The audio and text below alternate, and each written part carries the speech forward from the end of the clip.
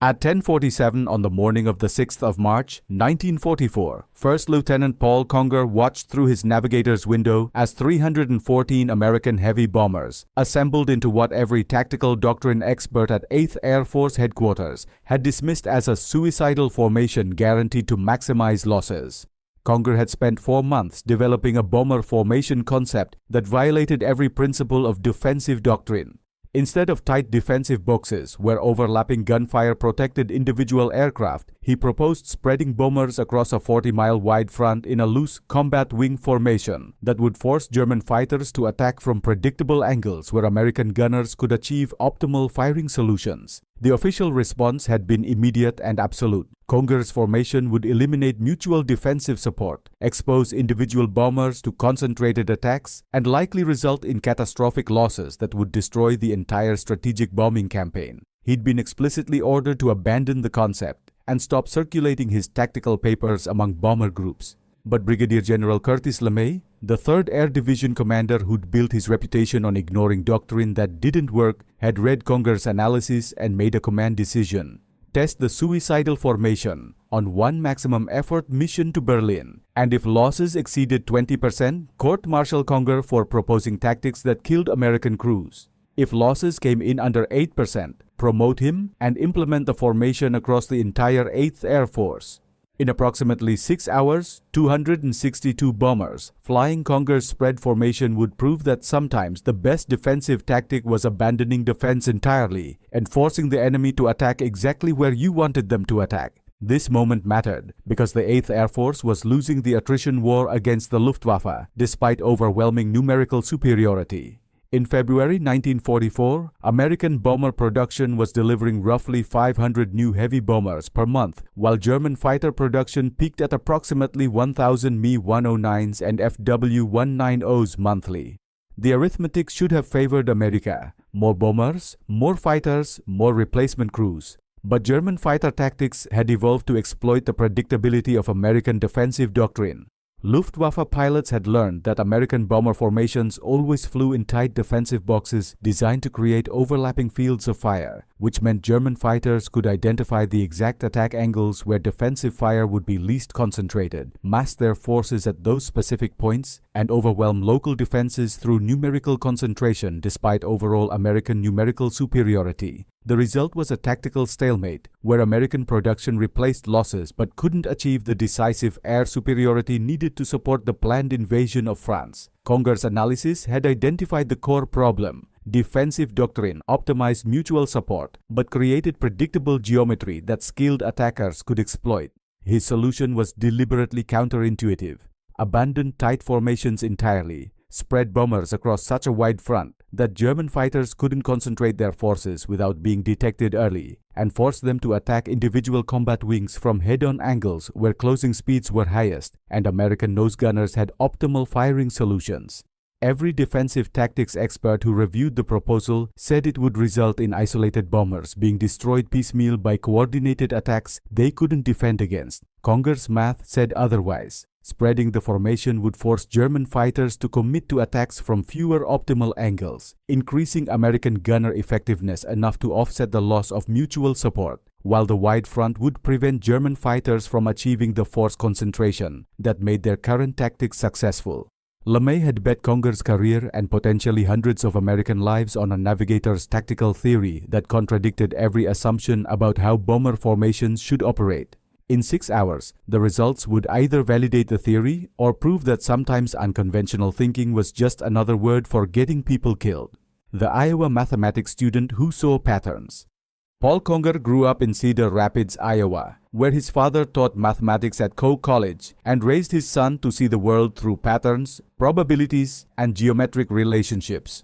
By the time Conger was 16, he was helping his father grade advanced calculus exams and had developed an intuitive understanding of how complex systems behaved, how small changes in initial conditions could produce dramatically different outcomes, how what looked like chaos often contained hidden patterns, and how the optimal solution to a problem frequently violated conventional assumptions. His father had taught him a principle that would later define his military career. When everyone agrees on the correct answer, check the assumptions behind the consensus because sometimes everyone is wrong together. The principle came from watching his father challenge accepted mathematical proofs in academic journals, finding the subtle errors in logic that had been repeated so often they'd become accepted truth. Conger learned to question orthodoxy not through rebelliousness, but through systematic analysis. Accept nothing as true just because authority said so, verify every assumption through independent calculation, and trust mathematics over institutional wisdom. He brought that analytical mindset to the Army Air Forces when he enlisted in 1942. During navigator training at San Marcos, Texas, instructors taught standard celestial navigation and dead reckoning techniques using accepted procedures and standard formulas.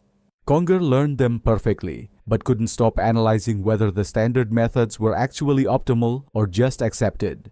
He developed alternative navigation techniques that reduced calculation time by roughly 30% through geometric shortcuts his instructors had never considered. When he suggested teaching his methods to other students, his instructor responded, "Lieutenant, we teach proven techniques developed by professional navigators over decades. Your shortcuts might work for you, but they're not suitable for general instruction." Conger had filed that response away as another example of institutions preferring familiar mediocrity over unfamiliar excellence. He'd also started thinking about how the same analytical approach might apply to tactical problems beyond navigation. The pattern that kept killing bombers. The losses reached crisis levels during Big Week in February 1944. On the 20th of February, 317 B-17s attacked aircraft production facilities at Leipzig. The bomber formation flew in standard defensive boxes, tight geometric patterns with aircraft positioned to create overlapping fields of defensive gunfire. Luftwaffe fighter controllers watched the formation develop, identified the attack angles where defensive fire would be weakest, and concentrated their fighters at those precise points. Lieutenant David Morrison's B-17, flying in the high squadron of the lead combat wing, watched German fighters mass at 11 o'clock high, exactly the angle where the tight defensive formation created a gap in nose gun coverage due to geometric constraints on where turrets could train without shooting into adjacent aircraft. The Germans had learned American defensive geometry well enough to exploit it systematically.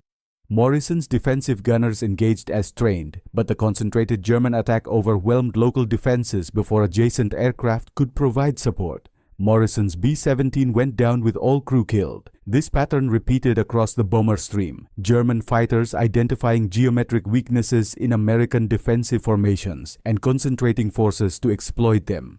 On the 22nd of February, Lieutenant Thomas Chen from San Francisco flew his 18th mission to Brunswick. His formation lost 6 B-17s in 11 minutes during the bomb run when German fighters executed coordinated attacks from multiple angles that the tight defensive box geometry couldn't adequately defend against. Chen survived, but he spent the return flight calculating that something was fundamentally wrong with defensive doctrine when German fighters could consistently identify and exploit the same geometric vulnerabilities mission after mission. By early March, the statistical pattern was undeniable. American bomber formations flying standard tight defensive boxes were sustaining 8 to 12% losses on missions where German fighters engaged aggressively. The losses weren't random. They concentrated at specific points in formations where defensive geometry created exploitable gaps. Luftwaffe fighter tactics had evolved to identify these gaps, mass forces to overwhelm local defenses, then withdraw before adjacent defensive positions could respond effectively. Conger, serving as lead navigator for the 95th Bomb Group, had been studying after-action reports and loss patterns for 3 months. He'd mapped every bomber loss position within formations, calculated the attack angles Germans used most frequently, and analyzed why certain positions suffered disproportionate casualties. The pattern was clear. Tight defensive formations created geometric predictability that skilled attackers exploited. The solution seemed obvious from a mathematical perspective. Eliminate geometric predictability by spreading formations widely enough that attackers couldn't predict defensive positions, force them to commit to attacks from longer ranges where defensive fire had more time to engage, and design formation geometry that channeled attacks toward angles where American defensive firepower was strongest rather than weakest. He'd written a detailed tactical analysis proposing what he called combat wing spread formation. Bomber groups flying in loose echelon patterns spread across 40 miles of horizontal space rather than concentrated in tight 5-mile boxes. with aircraft spacing designed to force German fighters into head-on attacks where closing speeds approached 600 miles per hour, and nose gunner effectiveness was maximized. Every defensive tactics officer who reviewed his proposal said it violated the fundamental principle of mutual support and would result in catastrophic losses. Conger's mathematics said they were wrong.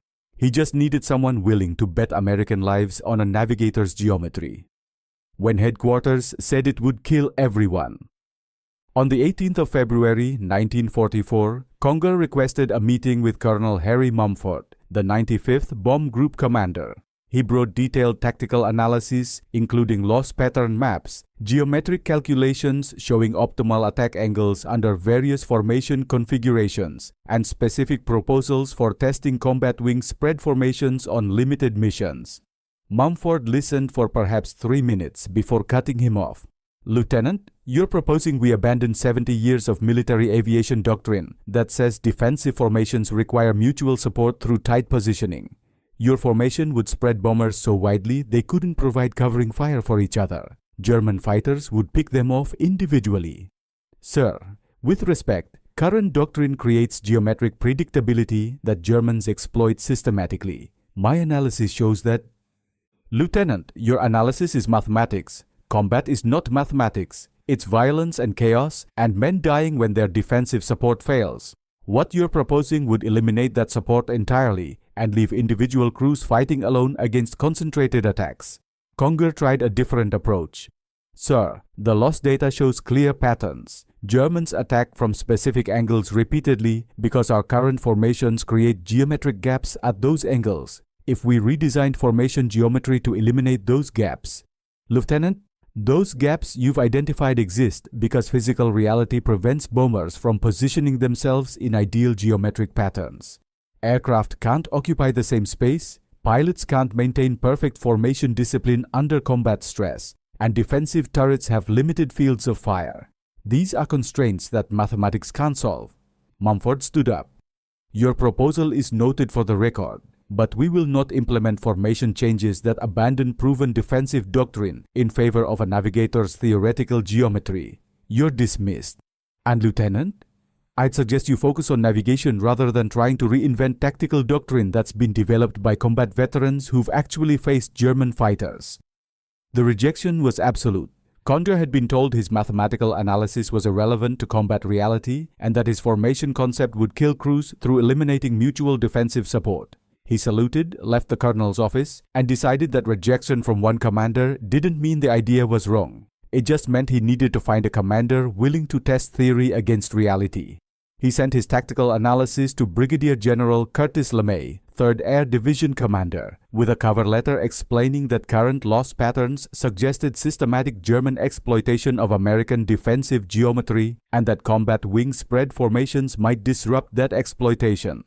LeMay's reputation was built on ignoring doctrine that didn't work and testing unconventional ideas even when subordinate commanders thought they were suicidal. 3 days later, Conger received orders to report to 3rd Air Division headquarters.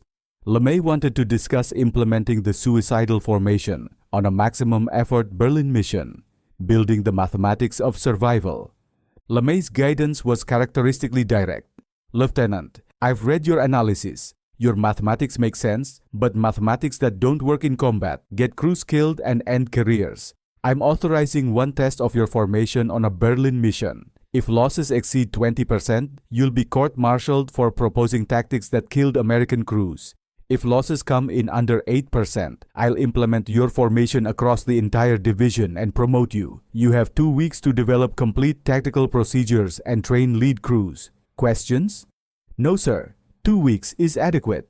"Good, because if this works, you'll have solved a problem that's been killing us for 6 months. And if it doesn't work, you'll have killed a lot of men testing your theory. Make sure it works." Conger spent the next 13 days developing detailed procedures for what he formally designated Combat Wing Spread Formation, Defensive Configuration 3. The core concept was deliberately counterintuitive. Instead of concentrating bombers in tight boxes for mutual support, spread 3 combat wings across a 40-mile front in loose echelon formation, with each wing flying independently but maintaining visual contact with adjacent wings. Within each combat wing, aircraft would fly in loose trail formation with approximately 1,000 feet of lateral spacing, 5 times wider than standard defensive boxes. The formation geometry was designed to create 3 tactical effects. First, the wide front prevented German fighters from achieving the force concentration needed for overwhelming local attacks. By the time German fighters identified a target combat wing and maneuvered to attack, they'd be visible to other wings who could radio warnings, giving defensive gunners 30 to 40 seconds of preparation time instead of the current 5 to 10 seconds. Second, the loose spacing within combat wings eliminated the geometric gaps that tight formations created. Aircraft spacing was irregular enough that German fighters couldn't predict defensive coverage patterns and had to approach from uncertain angles where they might encounter concentrated defensive fire. Third, the echelon arrangement channeled German fighters toward head-on attacks, where closing speeds were 600 miles per hour, instead of the beam attacks, where closing speeds were 300 miles per hour. Doubling closing speed cut German firing time in half and forced them to attack from angles where American nose gunners had optimal engagement geometry. The critical innovation was accepting that individual bombers would fight with less immediate mutual support, but with better advance warning, better firing solutions, and better tactical positioning. Conger's calculations suggested the trade-off favored American defensive effectiveness if implemented correctly. Combat would provide the only real test. He trained lead crews on formation maintenance, communication procedures for spread formations, and defensive gunnery techniques optimized for the head-on attacks the formation was designed to induce. On the 5th of March, LeMay approved the mission plan. Maximum effort against Berlin using 3rd Air Division bombers in combat wing spread formation, while other divisions flew standard tight defensive boxes as control comparison. On the 6th of March, 314 heavy bombers would test whether a navigator's geometry could beat fighter tactics that had been refined through 2 years of combat evolution. 600 miles to vindication or court-martial. The mission launched at 0730 on the 6th of March, 1944. 3rd Air Division put up 97 B-17s configured in 3 combat wings spread across a 40-mile front flying Conger's loose formation, while 1st and 2nd Air Divisions provided 217 additional bombers in standard tight defensive boxes. The formation crossed the Dutch coast at 10:15 and immediately encountered Luftwaffe fighter opposition. German fighter controllers observed the formation and initially focused on the standard tight boxes from 1st and 2nd Air Divisions. These were familiar geometry that Luftwaffe tactics were optimized to attack. 3rd Air Division's spread formation initially confused German controllers. The wide front made force concentration difficult, and the loose spacing eliminated the obvious geometric weak points German fighters normally exploited. At 11:20, approximately 200 miles inside Germany, a force of roughly 80 German fighters engaged the bomber stream. 40 fighters attacked 1st Air Division's tight defensive boxes using standard tactics, massing at 11 o'clock high and executing coordinated beam attacks that overwhelmed local defenses. The tight formations lost 6 B-17s in 14 minutes, roughly 7% of the engaged force, consistent with expected loss rates. The remaining 40 German fighters attempted to attack 3rd Air Division's spread formation using the same tactics. The results were dramatically different. The wide 40-mile front meant German fighters couldn't mass undetected. Adjacent combat wings spotted them for minutes before they could attack and radioed warnings. When German fighters committed to their attacks, they found that the loose spacing eliminated the predictable defensive gaps they expected. Forced to attack from uncertain angles with defensive gunners prepared and tracking them for 30 seconds before entering firing range, the German fighters achieved 0 kills on their first pass. Luftwaffe pilots regrouped and attempted coordinated attacks from multiple angles designed to overwhelm the spread formation through simultaneous pressure. But the formation geometry channeled these attacks toward head-on approaches, where closing speeds were 600 miles per hour and American nose gunners were positioned optimally. 3rd Air Division's defensive gunners, given 30 to 40 seconds of advance warning and engaging targets approaching from predictable head-on angles, achieved dramatically higher hit rates than gunners in tight formations defending against surprise beam attacks. By the time the bomber stream reached Berlin at 13:20, 3rd Air Division's spread formation had lost 0 bombers to fighter attack, while 1st and 2nd Air Division's tight formations had lost 14 bombers combined, approximately 6% of their forces. The difference wasn't marginal, it was categorical. Conger's formation had proven that spreading bombers to eliminate geometric predictability and channel attacks toward favorable angles worked better than concentrating them for mutual support that Germans had learned to exploit. The return flight reinforced the pattern. German fighters continued attacking, but 3rd Air Division's spread formation continued achieving better defensive outcomes than tight formations. When the mission ended at 1640 with bombers back at English bases, final loss tallies told the story unambiguously. 1st and 2nd Air Divisions flying tight defensive boxes had lost 21 bombers total, 9.7% of forces engaged. 3rd Air Division flying Conger's spread formation had lost 3 bombers, 3.1% of forces engaged. The difference was the largest single mission improvement in defensive effectiveness the 8th Air Force had documented. LeMay was waiting when Conger's bomber landed. His greeting was characteristically direct. "Lieutenant, your mathematics worked. Losses were 68% lower in spread formation versus tight boxes. You're promoted to captain effective immediately, and I'm implementing your formation across all 3rd Air Division groups starting tomorrow. Well done." "Thank you, sir." The formation performed as calculated. It did. Which raises the question of why every defensive tactics expert in this command told me your formation would get people killed when your mathematics said otherwise. Turns out, mathematics matter more than conventional wisdom. The formation that spread through fighter wings. Implementation of combat wing spread.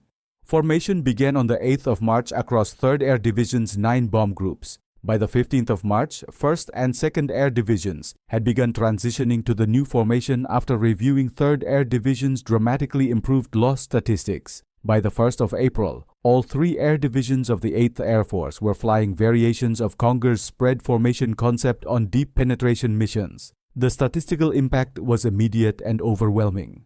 In February 1944, before spread formations were implemented, 8th Air Force heavy bomber losses to fighter attack averaged 9.2% per mission on deep penetration raids. In April, after spread formations became standard, losses to fighter attack dropped to 3.4%, a reduction of 63% in bomber casualties achieved by changing formation geometry based on a navigator's mathematical analysis of German attack patterns. The Luftwaffe attempted to adapt their tactics to the new formation geometry. Between March and May 1944, German fighter units experimented with new attack techniques designed to exploit spread formations, longer-range attacks to avoid early detection, coordinated multi-axis attacks to prevent channeling toward head-on angles, and attempts to isolate individual combat wings for concentrated assault. None achieved success rates comparable to what German fighters had accomplished against tight defensive boxes.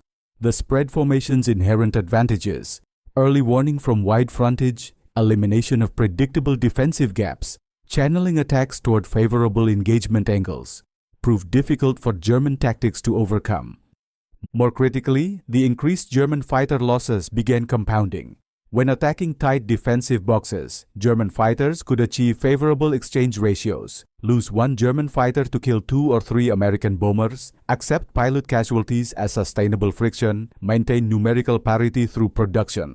Against spread formations with prepared defensive gunners engaging from favorable angles with longer tracking time, German fighters lost more pilots per successful bomber kill. The exchange ratio shifted from German advantage to rough parity, which became strategic disaster given that American production replaced losses while German pilot training couldn't.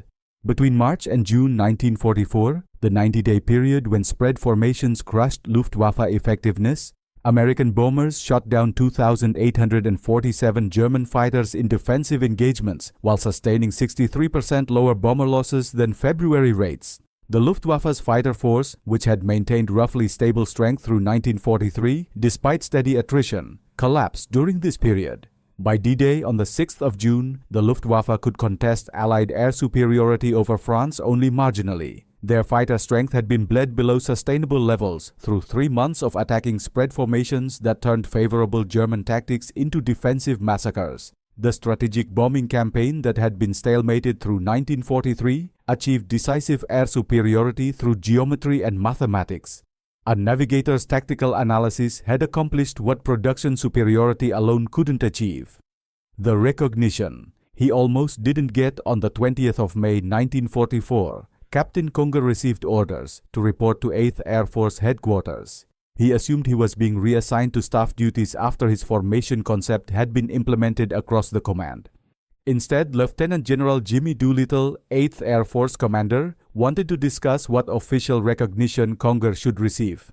Captain, your combat wing spread formation has reduced bomber losses by 63% and enabled air superiority that will make the invasion of France possible. That's a contribution comparable to any single weapon or tactical innovation of this war. The question is how we recognize it officially. Sir, I'd prefer minimal recognition.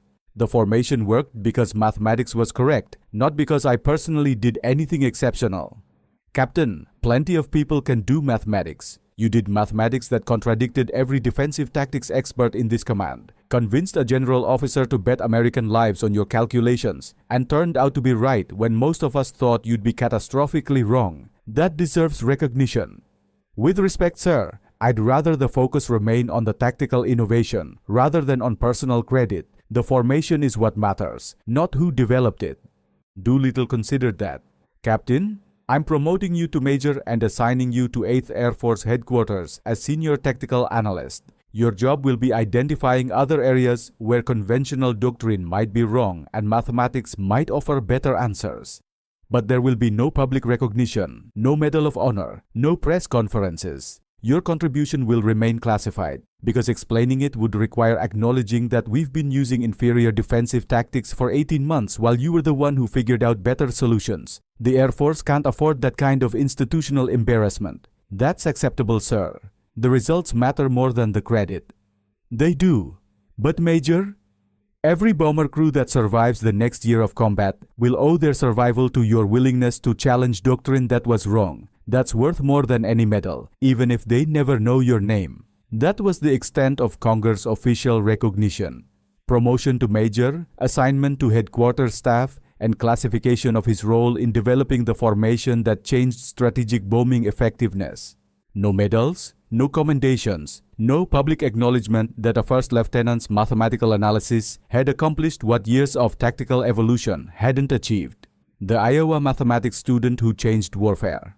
Paul Conger served as 8th Air Force Tactical Analyst through the end of the war, continuing to identify cases where conventional doctrine contradicted optimal mathematics and proposing unconventional solutions that higher-ranking officers could implement without acknowledging they came from a major who'd started the war as a navigator. He was discharged in October 1945 as a lieutenant colonel and returned to Iowa, where he taught mathematics at Coe College, the same position his father had held. He died in 1996 at age 74, having spent 48 years teaching mathematics and 3 years applying it to warfare.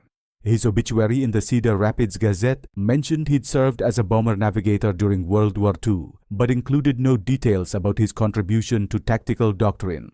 The official history of the 8th Air Force's strategic bombing campaign credits improved tactical coordination and enhanced defensive training, with reducing bomber losses in spring 1944, with no mention of combat wing spread formations or the navigator who developed them through geometric analysis of German attack patterns. The real lesson wasn't about formations or tactics or defensive doctrine. It was about recognizing that sometimes the best military solutions come from people who approach warfare as applied mathematics rather than accepting institutional assumptions about what works.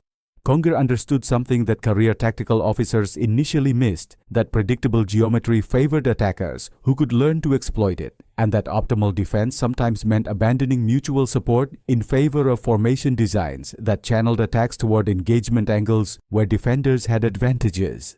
The real lesson wasn't about formations or tactics or defensive doctrine. It was about recognizing that sometimes the best military solutions come from people who approach warfare as applied mathematics rather than accepting institutional assumptions about what works. Conger understood something that career tactical officers initially missed, that predictable geometry favored attackers who could learn to exploit it, and that optimal defense sometimes meant abandoning mutual support in favor of formation designs that channeled attacks toward engagement angles where defenders had advantages. He'd grown up seeing patterns in mathematical systems, learning that the consensus answer was often wrong because everyone had accepted the same faulty assumptions. He'd approached bomber defensive tactics the same way, ignored what everyone knew was true, analyzed actual loss patterns mathematically, and designed formations that optimized for engagement geometry rather than for mutual support that German fighters had learned to exploit. The 2,847 Luftwaffe fighters destroyed by defensive fire from spread formations between March and June 1944 and the estimated 800 to 1,000 American bomber crew lives saved through 63% reduction in loss rates. Those were Conger's legacy, even though his name appears in no official accounts. He went back to Iowa after all that, taught calculus and analytical geometry to college students, and occasionally mentioned to advanced students that sometimes the best way to solve problems was checking whether conventional wisdom was based on correct assumptions or just on assumptions everyone had accepted without verification. The formations are still used in modern military aviation: loose spacing to prevent geometric predictability, wide fronts to enable early warning, and design geometry that channels attacks toward favorable engagement angles. The principles Conger developed in 1944 remain valid because they are based on mathematics rather than doctrine, and mathematics doesn't change when tactics evolve. Sometimes the best way to crush an enemy air force is treating combat as applied geometry, calculating which formation configurations optimize defensive engagement angles, and accepting that the optimal solution will violate every assumption about what defensive formations should look like. Conger proved it. The Luftwaffe learned it through 3 months of catastrophic attrition. The bomber crews who survived never knew the navigator who'd done the mathematics that saved them.